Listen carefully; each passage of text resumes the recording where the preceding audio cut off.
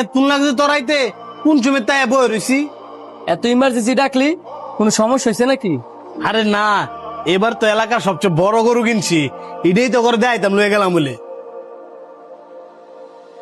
আমগর গরুটা কম বড় না, 2.5 লাখ টাকা নিছে। কালারটাও সেই পুরা কালা কসকুচ্ছিয়া। এই বছর দেয়া যায় এলাকার মধ্যে তোরাই সবচেয়ে বড় বড় গরু কিনছস।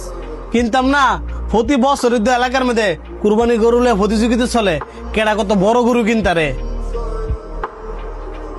কিন্তু বন্ধু তোর বাবা কিন্তু বেকলামি করছে, এত টিয়া থাকা সত্ত্বেও ছোট্ট একটা গরু কিনছে। অনেকটার মালিক হইলে যে বড় গরু কুরবানি দিতে হইব, এই কথা কিন্তু বন্ধু কোন হাদিসের মধ্যে লেখা নাই। এই যে তোরা গরু কিনা লইয়া এলাকার মধ্যে প্রতিযোগিতা নামছস, কার বড় গরু কার ছোট গরু, এগুলো কিন্তু ঠিক না। এই যে এরা ছাগল কুরবানি দিতেছে আর তোরা বড় বড় গরু কুরবানি দিতেছস।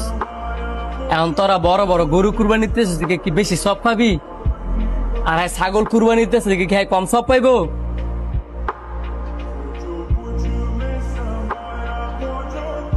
আল্লাহ পাক কিন্তু কয় নাই যে তোমরা বড় বড় পশু কুরবানি দাও।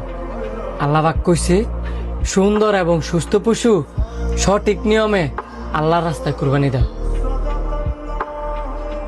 দেখ, পশু কুরবানি দেয় হচ্ছে আল্লাহ তাআলার সন্তুষ্ট করবার লিগা। আর আমরা এমন একটা জেনারেশনে হয়ে গেছি, আল্লাহ তাআলার সন্তুষ্টের দিকে না তাকায়া আমরা প্রতিযোগিতা করি কে কত বড় পশু কিনতে পারে, কে কত বড় গরু কুরবানি দিতে পারে।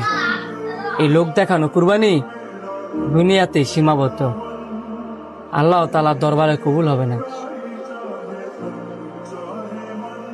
আমাদের সবার এটা চিন্তা করা উচিত, পশু ছোট হোক কিংবা বড় হোক, আমাদের কুরবানি আল্লাহ তাআলার দরবারে কবুল হবে কিনা।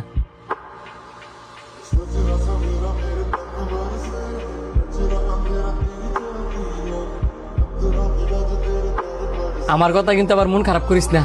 লতা গরুটা দেখতাম যাবো।